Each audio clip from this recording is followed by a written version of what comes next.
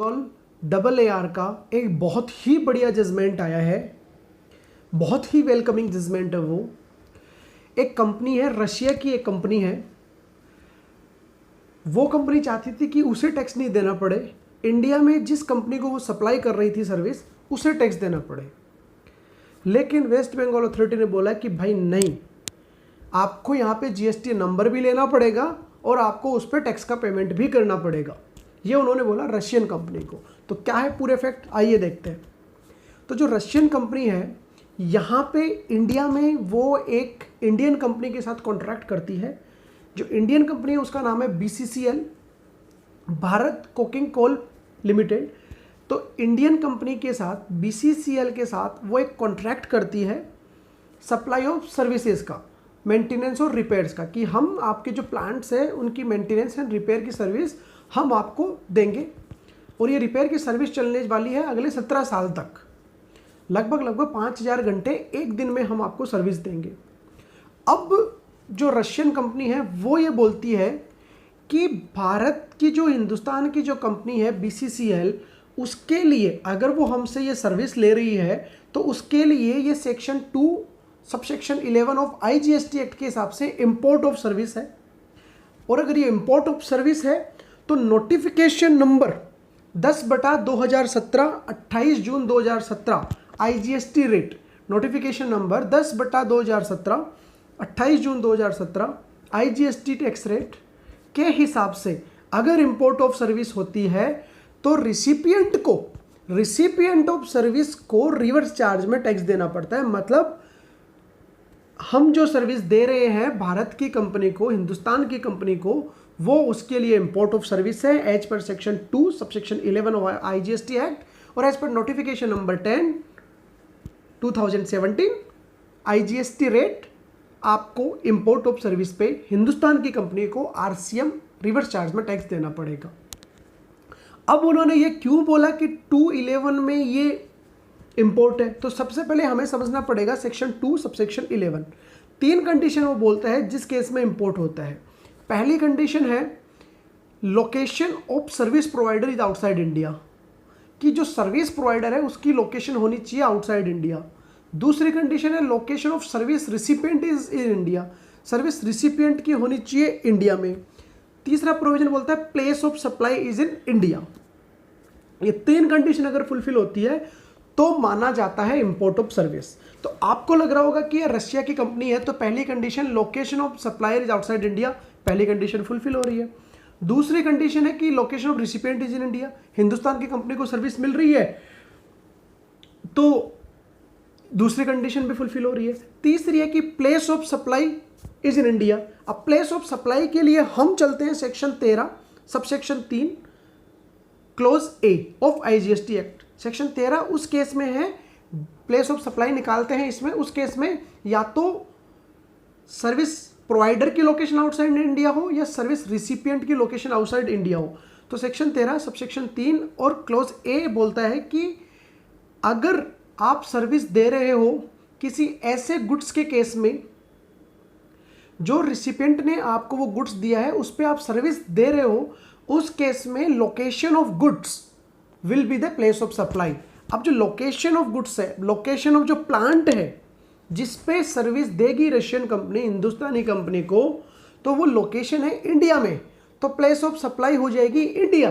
तो अब आपको भी ये लगेगा कि भैया तीनों कंडीशन फुलफिल हो रही है कि location of service provider is outside India मतलब कि Russia, location of service recipient is in India, BCCL आपकी इंडियन कंपनी है। Third condition place of supply is in India, जो प्लांट की लोकेशन है वो इंडिया में है। तो तीनों condition section 2 subsection 11 import of service की बात करता है, उसकी तीनों कंडीशन फुलफिल हो रही है। तो आप भी एग्री हो जाओगे कि भैया ये इंपोर्ट ऑफ सर्विस है।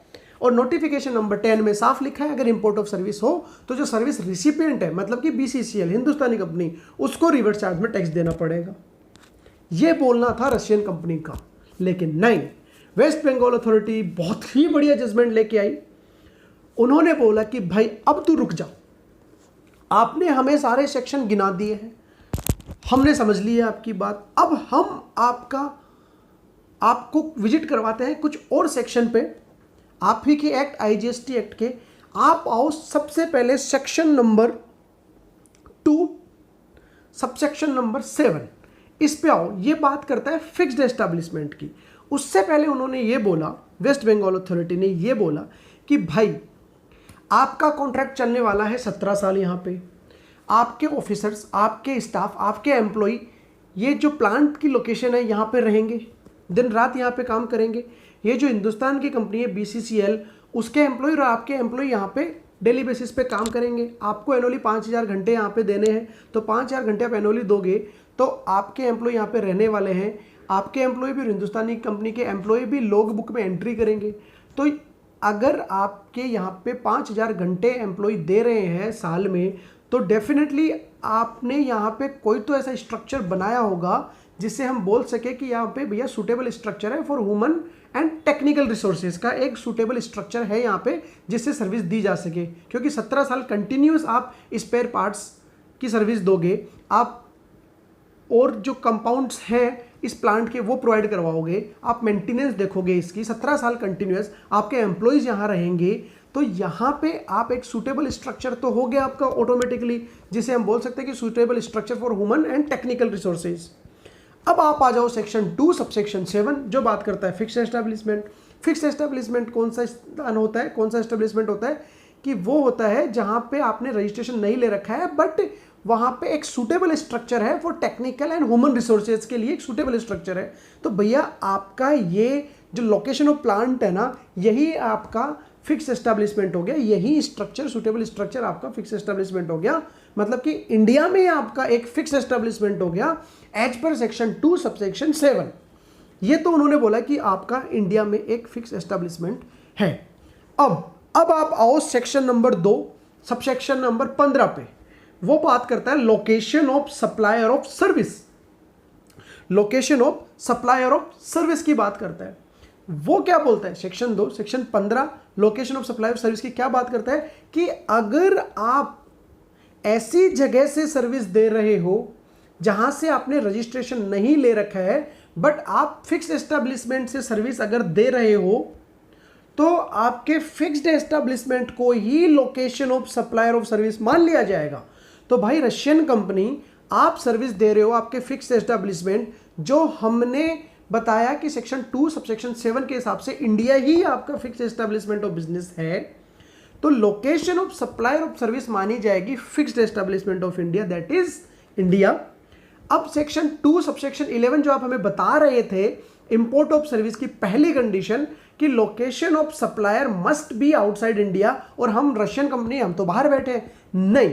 सेक्शन 2 सबसेक्शन 7 के हिसाब से आपका फिक्स एस्टैब्लिशमेंट इंडिया है। सेक्शन 2 सबसेक्शन 15 के हिसाब से लोकेशन ऑफ सप्लायर मतलब कि आपकी जो लोकेशन है वो ये फिक्स एस्टैब्लिशमेंट है जो कि इंडिया में है। तो section 2 subsection 11 import of service की पहली कंडीशन ही डिफीट हो गई, वो पहली कंडीशन ही मीट आउट नहीं कर रही। तो ये किसी भी तरीके की कोई इंपोर्ट ऑफ सर्विस नहीं है। जो हिंदुस्तानी कंपनी है उसको RCM में GST नहीं देना है, आप उनको बिलिंग करोगे, फॉरवर्ड चार्ज पे आप उनको बिलिंग करोगे, आपको इवन GST नंबर भी लेना पड़ेगा। तो ये एक वेलकमिंग जजमेंट था। रशियन कंपनी ने पूरी कोशिश करी कि उनको यहाँ पे GST नंबर ना लेना पड़े, उनको खुद से GST ना देना पड़े, जो हिंदुस्तानी कंपनी है वो GST का पेमेंट करे RCM में, लेकिन नहीं, वेस्ट बंगाल अथॉरिटी ने एक बहुत ही शानदार, बहुत ही बढ़िया, बहुत ही वेलकमिंग जजमेंट दिया है। ये जितने सेक्शंस की हमने बात करी ये सेक्शन थे फ्रेंड्स IGST एक्ट के। आपको कन्फ्यूज होने की बिल्कुल भी जरूरत नहीं है, कहीं आप जाके सर्च करने लग जाओ CGST IGST एक्ट में, आपको वहाँ नहीं मिलेंगे, आपको ये सेक्शंस मिलेंगे IGST एक्ट में। अगर CGST IGST एक्ट में इन सेक्शन का रेफरेंस लोगे तो वहाँ कुछ और ही चीज़ दी हुई होगी, तो प्लीज़ कंफ्यूज मत होना, आपको देखना है IGST एक्ट। इस पूरे वीडियो में आपके इंपोर्ट ऑफ सर्विस के प्रोविजन आई बिलीव क्लियर हुए होंगे, कुछ हद तक प्लेस ऑफ सप्लाई के भी क्लियर हुए होंगे जब आउटसाइड इंडिया की कोई चीज़ इंक्लूड है, फिक्स एस्टैब्लिशमेंट आपके का कॉन्सेप्ट आपके क्लियर हुआ होगा, location of supplier of service का आपके कॉन्सेप्ट क्लियर हुआ होगा। तो आई बिलीव आपको ये वीडियो पसंद आया होगा। इसी के साथ मैं यहाँ पे साइन ऑफ करता हूँ। अगर आपको हमसे कनेक्टेड रहना है तो प्लीज़ हमारे चैनल को लाइक करें, सब्सक्राइब करें और बेल आइकन पे क्लिक करना ना भूलें।